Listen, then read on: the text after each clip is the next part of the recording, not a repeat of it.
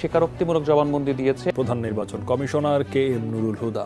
4.5 ঘন্টার জবানবন্দি দেয়া শেষে তাকে কারাগারে পাঠানো হয়েছে।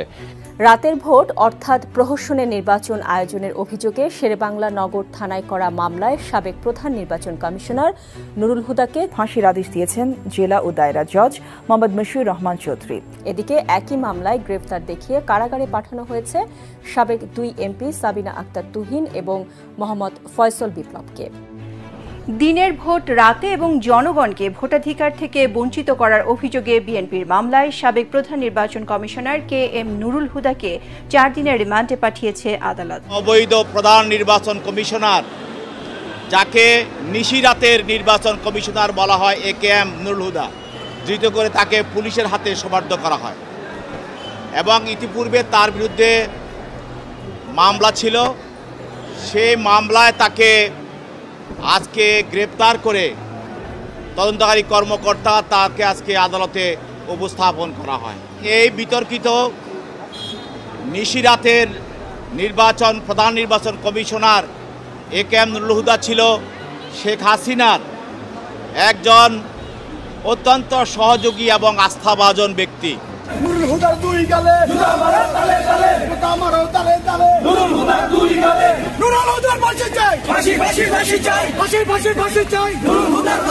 কত বড় জঘন্যতম এবং নিকৃষ্টতম এই সাবেক নির্বাচন কমিশনার প্রধান নুরুল হুদা। তার কারণেই মূলত দীর্ঘ বছর ধরে আওয়ামী লীগ এবং শেখ হাসিনা সাধারণ মানুষের ভোটাধিকার সহ তাদের সব ধরনের অধিকার কেড়ে নিয়েছিল এবং তারা যে সমস্ত অন্যায় অপকর্মগুলো করেছেন এর পিছনে শেখ হাসিনার সবচেয়ে বড় সহযোগী ছিল এই সাবেক কমিশনার নুরুল হুদা। তিনি রাতের আধারে ভোট চুরি করে আওয়ামী লীগদেরকে ক্ষমতা এনেছেন এবং শেখ হাসিনা সহ তাদেরকে তিনি বৈধতা দিয়েছেন, যার কারণেই মূলত আজ জনসাধারণ প্রকাশ্যে রাস্তায় মিছিল বের করে তার ফাঁসি দাবি করেছেন এবং অনেকেই এই ধরনের মন্তব্য করেছেন যে তাকে যদি মৃত্যুদণ্ড দেওয়া হয় অথবা ফাঁসি দেওয়া হয় তাহলে এটাও তার জন্য কম হয়ে যায়। এটাই তো বড় যদি কোনো শাস্তি থাকে, তাই এটাই নুরুল হুদার জন্য প্রযোজ্য।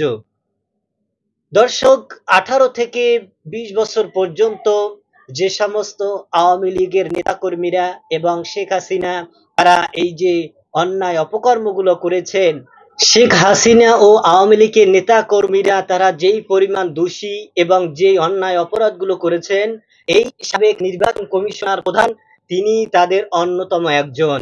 সুতরাং তার বিরুদ্ধে ইতিপূর্বেই কয়েকটা মামলা হয়েছে, ভোট চুরির মামলা, জালিয়াতির মামলা, ডাকাতির মামলা।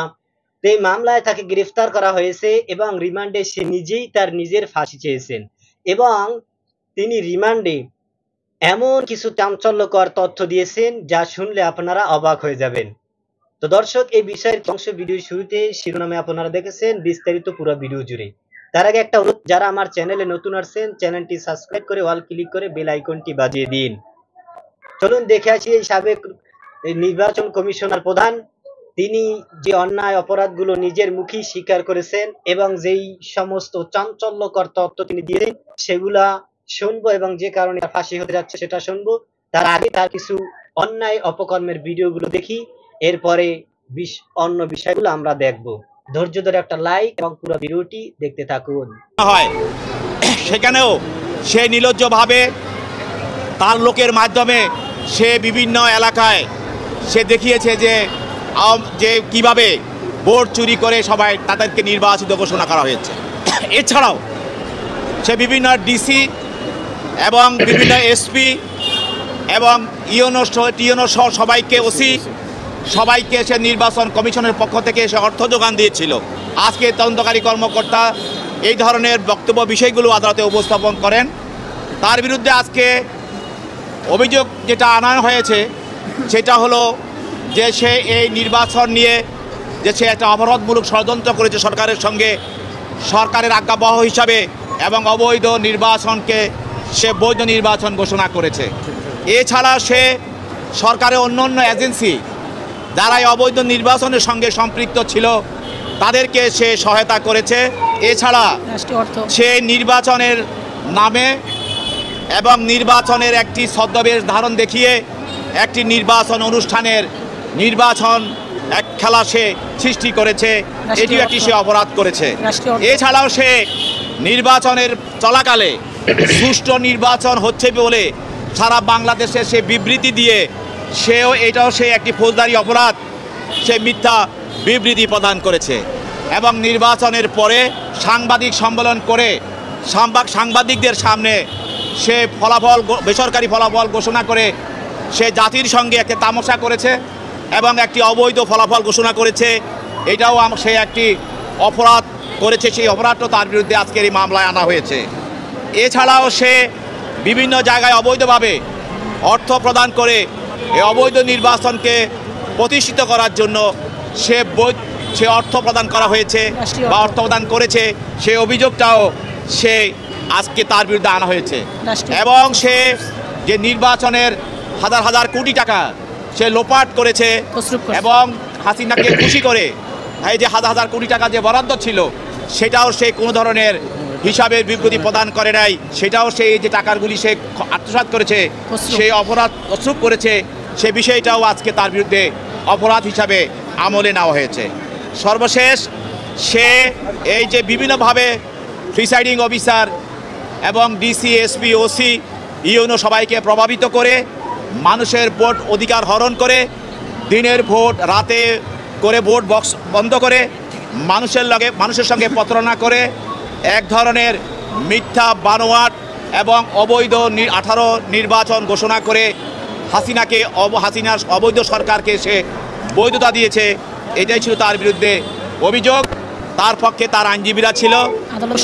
আপনারা জানেন যে 18 যে নির্বাচন, এই নির্বাচনের জন্য সারা দেশের মানুষ তার সাক্ষী, সারা জাতি সাক্ষী। সে 18 নির্বাচনটা সে কি করেছে, সারা পৃথিবী সকল মিডিয়া, সারা পৃথিবী সকল নির্বাচনে যারা এখানে অবজারভার হিসাবে এসে সবাই দেখেছে।